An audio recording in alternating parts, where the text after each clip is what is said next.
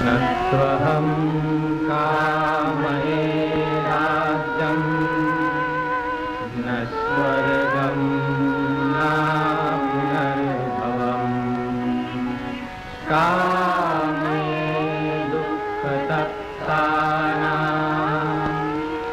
praninam artinatanam.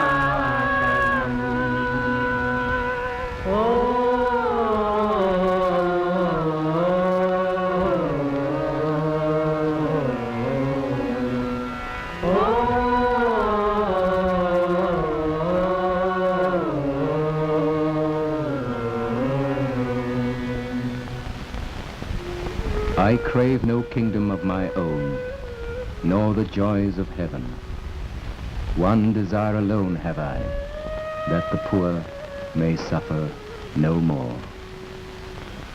That was Gandhiji's prayer. His heart was ever full of grief for our downtrodden.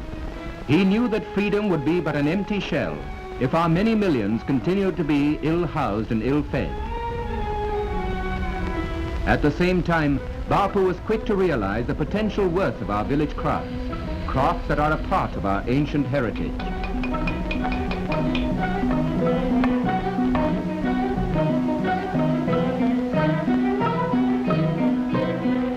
And among these crafts, spinning and weaving held pride of place. Time was when the song of the spinning wheel and the rhythm of the loom were joyfully heard in every Indian home.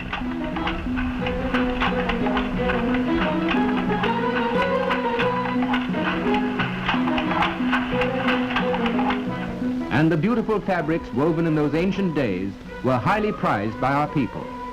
Not only by our people, for many of those fine fabrics crossed the seas to win renown around the world, helping India become a prosperous nation.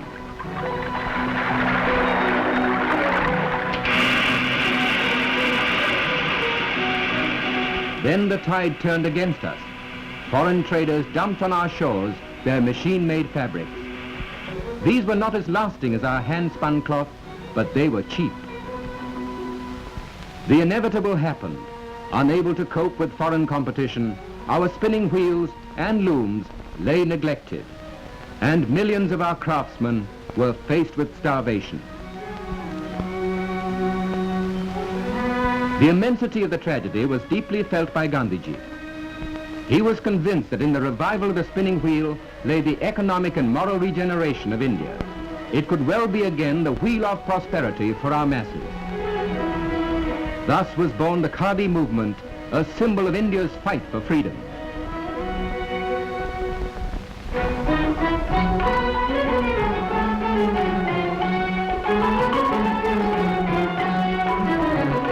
For the spinning wheel blends well with the pattern of our village economy, because spinning is an answer to unemployment. It can be undertaken either as a full-time or seasonal occupation by the farmer and his family.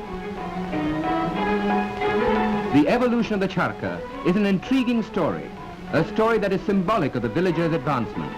Much thought and research have gone towards perfecting the different types of charkha.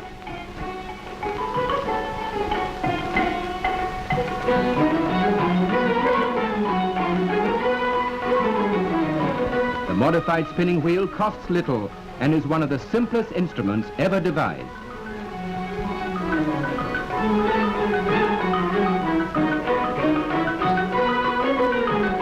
And its simplicity itself to operate.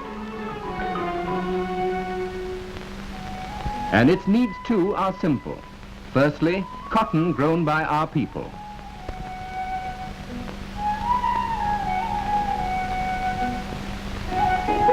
And from cotton to hand-woven cloth or khadi, every process is simple, for it's done by hand. First comes the ginning, eliminating seeds and foreign matter. Next, carding, either the old way or the new, to separate the cotton fibers.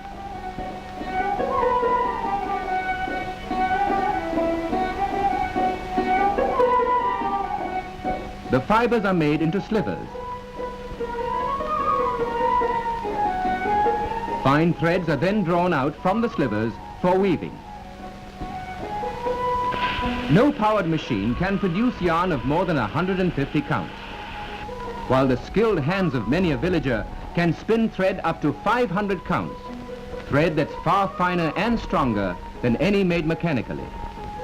And it's a thread on which hangs the livelihood of more than 1 million of our craftsmen, who today earn a living in one form or another from the making of hand-woven fabrics.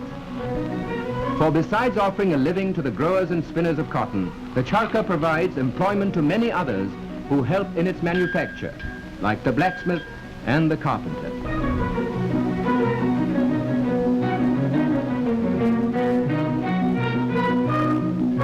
Furthermore, the charkha feeds the looms with supplies of yarn, thus giving weavers employment. Dyers, engravers of designs, and those who print them also benefit from the wheel. The making of these homespun fabrics is an ancient craft now happily revived, once again giving full scope to the creative talents of our craftsmen.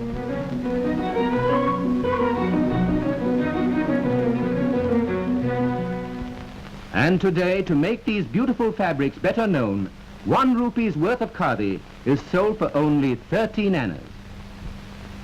And who gets the 13 annas? All of it goes to the makers of khadi and to them alone. The 3 annas in every rupee, which a purchaser doesn't pay, are the overhead expenses incurred in stocking and selling khadi. And these 3 annas in every rupee are met by government subsidies. In 1954, the subsidy amounted to well over 5 million rupees. It's a part of our country's policy to popularize the use of homespun fabrics, thus fulfilling a pledge of the Indian Constitution, which records, in particular, the state shall endeavor to promote cottage industries on an individual or cooperative basis in rural areas. Thus, in our country, khadi has become a symbol of equality, for it is worn by peasant and president alike. Not only a symbol of equality, but also a symbol of distinctive craftsmanship, which is once again making our homespun materials popular.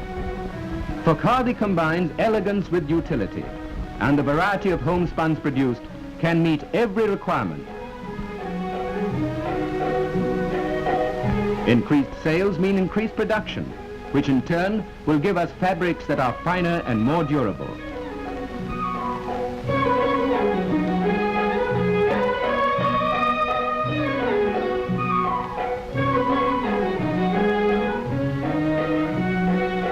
Khadi comes ready-made too, in all shades, sizes and patterns to suit every taste and pocket. For young or old, for use in the home or in society, khadi is the answer. And if all of us were to patronize these fabrics to the full, it would give employment to another 100 million of our men, women and children. 100 million saved from utter poverty through the increased sales of fabrics made by hand. In short, khadi. And for them, khadi is food. For khadi is the symbol of the man in the village who is India's backbone. It was for him that Bapu rediscovered the spinning wheel, a simple wheel turned by the simple action of the hand. Many kinds of wheels have been moved by the hands of man, and through the centuries the wheel has been closely associated in our country with human welfare.